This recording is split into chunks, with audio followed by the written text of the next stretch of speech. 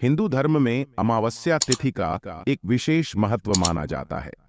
हर महीने के कृष्ण पक्ष की अंतिम तिथि को अमावस्या तिथि कहा जाता है। मान्यताओं के अनुसार अमावस्या तिथि को धर्म, कर्म, स्नान, दान और पितरों का तर्पण के लिए बहुत ही शुभ माना जाता है। अमावस्या तिथि को पितरों की पूजा और धन की देवी मां लक्ष्मी की पूजा के लिए बहुत फलदायी माना गया है। मान्यता है कि काल सर्प दोष से छुटकारा और पितरों की पूजा करने के लिए अमावस्या तिथि शुभ मानी जाती है। धार्मिक मान्यता के अनुसार सोमवती अमावस्या के दिन विशेष उपायों को करने से पितृदेव प्रसन्न होते हैं और सुख समृद्धि में वृद्धि होती है। अमावस्या तिथि पर गंगा नदी में स्नान करने से आरोग्य की प्राप्ति होती है। पितरों का श्राद्ध और तर्पण करने से पितरों का आशीर्वाद मिलता है। पितरों को बैकुंठ धाम मिलता है और परिवार वालों की वंश वृद्धि होती है। दोस्तों, आज की वीडियो में मैं आपसे बात करने वाला हूं चैत्र मास की अमावस्या तिथि के बारे में। चैत्र मास की अमावस्या तिथि कब है? 7 अप्रैल या 8 अप्रैल? अमावस्या तिथि कब प्रारंभ हो रही है, कब समाप्त हो रही है? पूजा का शुभ मुहूर्त, पूजा विधि, स्नान दान का मुहूर्त। इसी दिन भारी सूर्य ग्रहण है तो कैसे करें पूजा और व्रत, और साथ में हम जानेंगे कि इस दिन पीपल के वृक्ष की परिक्रमा कैसे करें, पूजा कैसे करें। दोस्तों, स्वागत है आपका आपके पसंदीदा चैनल हिंदू रिलीजियस टेल्स में। दोस्तों, वीडियो को शुरू करने से पहले वीडियो को लाइक अवश्य कर दें, चैनल को सब्सक्राइब करके बेल आइकन का बटन अवश्य ही दबा दें और कमेंट सेक्शन में पूरी श्रद्धा के साथ जरूर लिखें, ओम नमः शिवाय, हर हर महादेव। भोलेनाथ की कृपा आप पर अवश्य ही होगी। दोस्तों, हिंदू पंचांग के अनुसार चैत्र माह के कृष्ण पक्ष में आने वाली अमावस्या को चैत्र अमावस्या कहते हैं। चैत्र अमावस्या को दर्श अमावस्या और भूखड़ी अमावस्या भी कहा जाता है, क्योंकि इस दिन नकारात्मक शक्तियां सक्रिय होती हैं। इस बार चैत्र माह की अमावस्या 8 अप्रैल दिन सोमवार को पड़ेगी। इस बार चैत्र अमावस्या बहुत ही खास है, क्योंकि इस दिन सोमवार होने से सोमवती अमावस्या का भी संयोग बन रहा है। अमावस्या और सोमवार दोनों ही दिन शिव पूजा खास मानी जाती है। ऐसे में इस दिन साधक को 2 गुना फल प्राप्त होगा।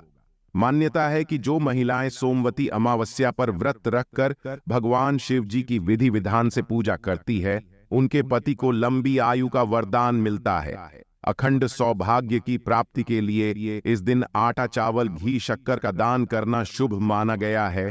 चैत्र अमावस्या की अगले ही दिन 9 दिवसीय चैत्र नवरात्रि शुरू हो जाती है। आज इस वीडियो में हम आपको साल 2024 के चैत्र अमावस्या व्रत की तिथि, शुभ मुहूर्त, पूजा का समय और पूजा विधि के बारे में बताएंगे। तो सबसे पहले हम जानेंगे कि पीपल के वृक्ष की पूजा कैसे करें। लेकिन अभी तक आपने वीडियो को लाइक नहीं किया तो वीडियो को लाइक अवश्य कर ले।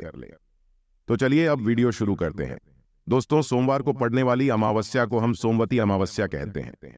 इस दिन सुहागन स्त्रियां अपने सुहाग की लंबी आयु के लिए, घर की सुख समृद्धि के लिए व्रत पूजन करती हैं। इस दिन पीपल के वृक्ष की 108 परिक्रमा की जाती है।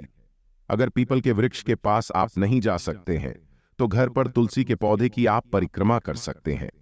108 परिक्रमा यदि आप नहीं कर पाते हैं तो अपनी सामर्थ्य के अनुसार परिक्रमा करें। तो यह जो व्रत है 2 प्रकार से किया जाता है। कुछ के यहाँ पर तो परिक्रमा करने तक निर्जल रहा जाता है, उसके बाद में शुद्ध सात्विक भोजन कर लिया जाता है, और किसी किसी के यहाँ पर यह पूरे शाम तक का व्रत होता है।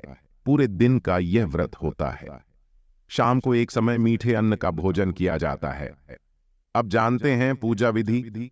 हमको पीपल वृक्ष के पास जाना है, सारी सामग्री लेकर, पूजन की सारी सामग्री हमें लेकर के जाना है। तो सबसे पहले हम एक लोटे के अंदर जल लेंगे, जल के अंदर थोड़ा सा मीठा दूध डालेंगे। उसके बाद पीपल देवता को लोटे में लिया हुआ जल और दूध का मिश्रण परिक्रमा करते हुए पीपल देवता को अर्पित करेंगे। पीपल देवता के समीप जितनी भी भगवान की मूर्तियां व शिवलिंग रखें हैं, सभी को बारी बारी पूरे श्रद्धा भाव से स्नान करा देंगे। अब आपको पिसी हुई साफ शुद्ध हल्दी लेनी है, थोड़ी सी उसमें गंगा जल या शुद्ध जल डालकर लेप तैयार करना है। फिर पीपल वृक्ष पर इस लेप से हमको सोमादोबन का चित्र बनाना है। आप चाहे तो पीपल के पत्ते पर चंदन से या हल्दी से भी बना सकते हैं। हम पीपल के ऊपर ही इस चित्र को बना लेंगे। आज के दिन सोमा दोबन का भी पूजन किया जाता है, उनकी कथा भी कही जाती है, क्योंकि सोमा मधुबन ने अपना सुहाग दे करके एक स्त्री के सुहाग की रक्षा की थी और फिर पीपल की परिक्रमा करके फिर से अपने सुहाग को प्राप्त किया था। तो सो मधुबन का हमने देखे चित्र बना लिया है। आप कोई भी गुड़िया जैसा आपसे बने, उस देवी जैसा कोई भी चित्र बना लीजिए। साथ में गौरी गणेश का भी हम ध्यान करेंगे और गणेश भगवान के स्वरूप में हम स्वास्तिक भी बना लेंगे। पीपल के ऊपर ही आपको यह सब बनाना है। पीपल के पत्ते पर भी आप इन चित्रों को बना सकते हैं, और चाहे तो देखिए आप सुपारी से, हल्दी से या फिर मिट्टी से गौरी गणेश की भी स्थापना कर सकते हैं। और पीपल देवता को भी हम टीका कर देंगे। पीपल देवता को एपन अच्छे प्रकार से हम लगा देंगे। तो इस तरीके से यह चित्र बनाए जाते हैं। और आप चाहे तो यहाँ पर कलश की भी स्थापना कर सकते हैं। बिना कलश स्थापना के भी आप इस तरीके से सरल पूजन कर सकते हैं। तो अपने सुहाग के लिए यह व्रत पूजन किया जाता है। बहुत ही महत्वपूर्ण दिन होता है और बहुत ही शुभ संयोग के साथ में इस बार सोमवती अमावस्या आई है। तो इस व्रत पूजन को हमें अवश्य रूप से करना चाहिए। इसके बाद में देखिए हम टीका कर देंगे और फिर हमने रोली और अक्षत अर्पित करने हैं। टीका लगाने के बाद जल का छींटा दे देंगे, वस्त्र या कलावा अर्पित कर देंगे। आप चाहे तो चुनरी आदि भी भेंट कर सकते हैं, कोई भी वस्त्र उड़ा सकते हैं। स्वास्तिक पर भी ऐपन से ही कलावा चिपका देंगे और आप सब हाथ में एक पीपल का एक पत्ता ले, उस पर कुछ पुष्प लेकर अक्षत रखकर पूजा अर्चना करना है। एक शुद्ध दीपक हमको पीपल देवता पर प्रज्वलित करना है। दीपक में हमें यह ध्यान रखना है कि हमें रुई की बाती नहीं बनानी है। आज के दिन हमें कलावे के लंबी बाती बनानी चाहिए, क्योंकि पीपल देवता के पास में हमें लंबी बाती वाला दीपक ही प्रज्वलित करना चाहिए। और आज के दिन हम पितरों का भी हम ध्यान करेंगे, धूप दीप दिखाकर पूजन करेंगे। आपके पास पुष्प है, वह पुष्प आपको यहाँ पर अर्पित करने हैं। पुष्प माला अगर आप ले करके जाते हैं तो पीपल देवता को आप अर्पित कर दीजिए। पीपल देवता को जनेऊ अर्पित कर देंगे और इसी के साथ काले तिल जरूर अर्पित करें अपने पितरों के निमित्त। माता महालक्ष्मी का, भगवान श्री विष्णु का हम ध्यान करते हुए इस पूजन को करेंगे। उसके बाद हम सुहाग की सामग्री अर्पित करते हैं। 16 श्रृंगार भी अर्पित कर सकते हैं। सुहाग के लिए दिन होता है तो आप 5-7 जितनी भी सामर्थ हो सुहाग की सामग्री जरूर अर्पित करें। उसके बाद में पीपल देवता को हम पीला वस्त्र अर्पित कर देंगे। आप कोई भी 1.25 मीटर या 2.25 मीटर का कोई भी सफेद या पीला वस्त्र या फिर कोई गमछा अर्पित कर सकते हैं। इसके बाद में कोई भी मिष्ठान सफेद रंग की मिठाई हो तो उसका भोग अवश्य रूप से लगाए। 5 प्रकार की मिठाई का भोग लगाना सर्वश्रेष्ठ होता है। आरतू फल जरूर अर्पित करें। जो भी आरतू फल आपके पास उपलब्ध हो उनका भोग अवश्य रूप से लगाएं। इसके अलावा अमावस्या पर खीर का भोग भी लगा सकते हैं, हलवा पूड़ी का भोग लगा सकते हैं।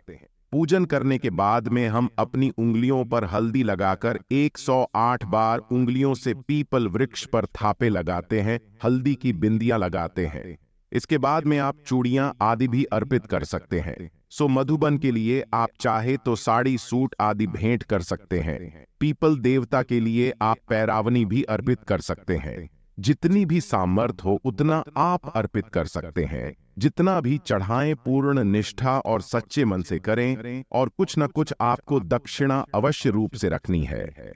उसके बाद में देखिए हम कलावे को पीपल देवता को बांधेंगे। पीपल देवता के समक्ष 5 बार या 7 बार कलावे को हाथ में पकड़कर परिक्रमा करेंगे, जिससे पीपल देवता पर कलावा बांधकर अर्पित हो जावे।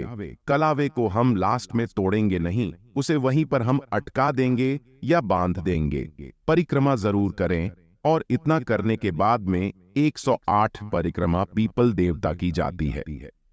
देखिए अगर आपकी सामर्थ्य नहीं है कि आप 108 परिक्रमा कर पाए तो आप 54 परिक्रमा भी कर सकते हैं, 27 परिक्रमा भी कर सकते हैं। नहीं तो आपको कम से कम 8 परिक्रमा तो अवश्य रूप से करनी ही चाहिए। परिक्रमा की गिनती को गिनने के लिए आप 108 ड्राई फ्रूट ले सकते हैं, कोई भी फल ले सकते हैं, मेवा मिठाई कुछ भी ले सकते हैं, जिससे हमारी 108 परिक्रमा पूरी हो जाए, सफल हो जावे। इस तरीके से 108 परिक्रमा पूरी की जाती है।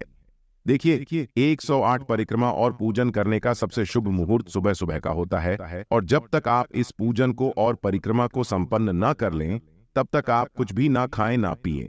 बाकी अगर आप प्रेग्नेंट है या कोई समस्या बीमारी है तो अपनी सामर्थ्य के अनुसार आप कर सकते हैं। तो इस तरीके से आप परिक्रमा करें। ओम नमो भगवते वासुदेवाय नमः।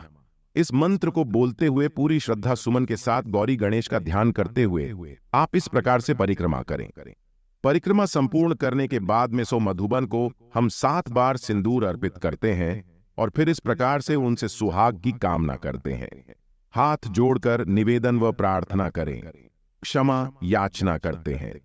इसके बाद में हम आशीर्वाद लेते हैं पीपल देवता से, और उसके बाद में हाथ में कुछ अक्षत पुष्प लेकर के सोमा मधुबन की कहानी यहाँ पर आवश्यक रूप से सुनते हैं। पीपल देवता के पास में बैठकर के कहानी हमें जरूर सुननी होती है। बिना कहानी सुने यह व्रत पूजन अधूरा माना जाता है। कहानी का वीडियो आपको हमारे चैनल पर मिल जाएगा, आप हमारे चैनल पर उसको सुन सकते हैं। यदि मैं यहीं पर कहानी सुनाऊंगा तो फिर बहुत समय लग जाएगा। इसका वीडियो मैं आपको अलग से दूंगा। उसके बाद में आप चाहे तो कपूर से आरती करें, नहीं तो जो दीपक आपने प्रज्वलित किया है उसी से आप पीपल देवता की आरती करें। आरती करने के पश्चात आप पीपल देवता के पास जरूर बैठे, और यदि कोई गरीब, निर्धन, जरूरतमंद वहां पर आए तो उसे आप दान अवश्य करें। पीपल के वृक्ष के नीचे बैठना और दान पुण्य करना बहुत ही ज्यादा शुभ और मंगलकारी होता है। और जैसा कि मैंने आपको बताया, सुबह सुबह जल्दी उठकर आप इस पूजन को कर लेंगे तो आपको बहुत ज्यादा भूख प्यास भी नहीं लगेगी, और आपका पूजा पाठ बहुत ही आसानी से, सुगमता से संपूर्ण हो जाएगा। और हो सके तो अपने पति के साथ में पूजन को करें और पति के हाथ से पानी पिए, और परिक्रमा करने के बाद में आप अपने पति से आशीर्वाद अवश्य रूप से ले। सुबह सूर्य उदय होने से पहले हमें पूजन नहीं करना है, सूर्य उदय होने के बाद ही करना है। बस सुबह जल्दी कर लीजिएगा इस पूजन को। तो अब यहाँ पर जो हमने सामग्री अर्पित करी है उसका हमें क्या करना है, तो देखिए जिस भी सामग्री से हम फेरी लगाते हैं, परिक्रमा लगाते हैं, उस सामग्री को स्वयं के प्रयोग में नहीं लाया जाता है, इसे बाहर दान किया जाता है। बाकी यदि आपने अपने लिए कुछ श्रृंगार की सामग्री, सिंदूर आदि अर्पित किया तो आप उसे प्रयोग में ले सकते हैं, परंतु जो दान करने के निमित्त आपने या फिर वस्तुएं अर्पित करी हैं उन्हें आपको इस्तेमाल नहीं करना है। जैसे कि यहाँ पर ड्राई फ्रूट हमने अर्पित किए हैं, तो आप और आपके परिवार का कोई भी सदस्य इसको ग्रहण नहीं करेगा, आप इसे बाहर ही वितरित करेंगे। और फल आदि को भी आप प्रसाद के रूप में सभी जरूरतमंदों में वितरित कर देंगे, और दक्षिणा को आप यहीं पीपल देवता के समीप छोड़ देंगे या किसी ब्राह्मण को भेंट कर सकते हैं।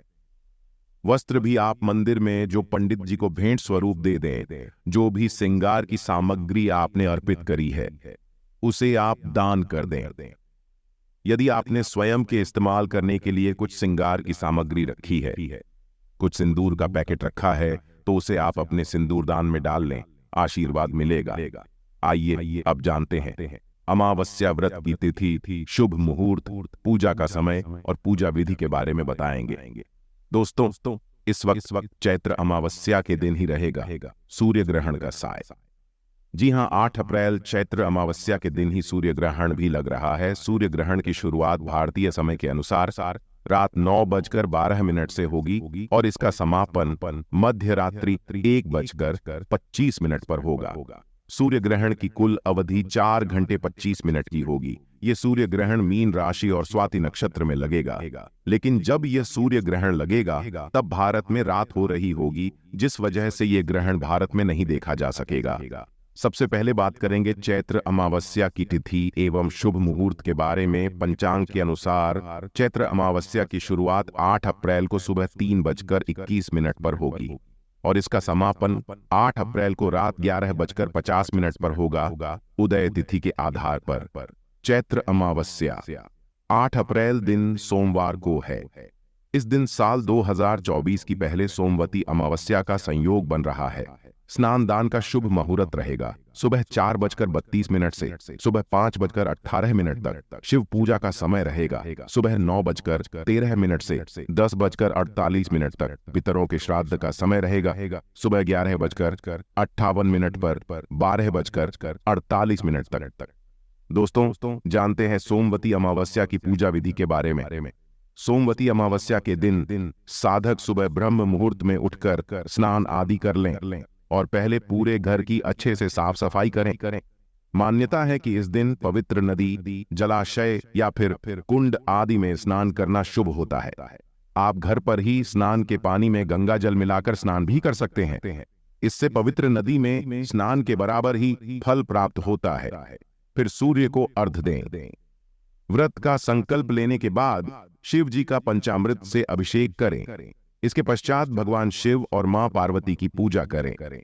भोलेनाथ को फल, फूल, भांग, धतूरा, बेल पत्र अर्पित करें। अब दीपक जलाकर आरती करें और शिव स्तोत्र और शिव चालीसा का सच्चे मन से पाठ करें। इसके पश्चात सुख, समृद्धि और शांति की कामना करें। अब भोग लगाकर लोगों में प्रसाद का वितरण करें। सोमवती अमावस्या पर देवों के देव महादेव, जगत जननी आदिशक्ति मां पार्वती संग देर रात 11:50 तक रहेंगे।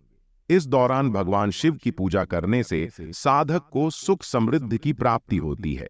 शास्त्रों में निहित है कि शिव जी के मां पार्वती के संग रहने पर रुद्राभिषेक करने से भक्तों को अक्षय फल की प्राप्ति होती है। चैत्र अमावस्या के दिन देवी देवताओं और नवग्रहों के साथ ही अपने पितरों की पूजा, श्राद्ध, तर्पण और उनके नाम से दान आदि करना चाहिए। इस दिन पीपल के पेड़ पर सुबह जल चढ़ाना चाहिए और संध्या यानी शाम के समय दीपक प्रज्वलित करना चाहिए। इससे शिव जी, लक्ष्मी जी और शनिदेव प्रसन्न होते हैं। दोपहर में पितरों के नाम से जल में तिल डालकर दक्षिण दिशा में तर्पण करना चाहिए। दोस्तों, उम्मीद करता हूं कि वीडियो में दी गई जानकारी आपको पसंद आई होगी। अगर आपको वीडियो पसंद आई हो तो ये वीडियो अपने दोस्तों से शेयर करें और अपने विचार हमसे कमेंट बॉक्स में जरूर शेयर करें। जय श्री राम, हर हर महादेव।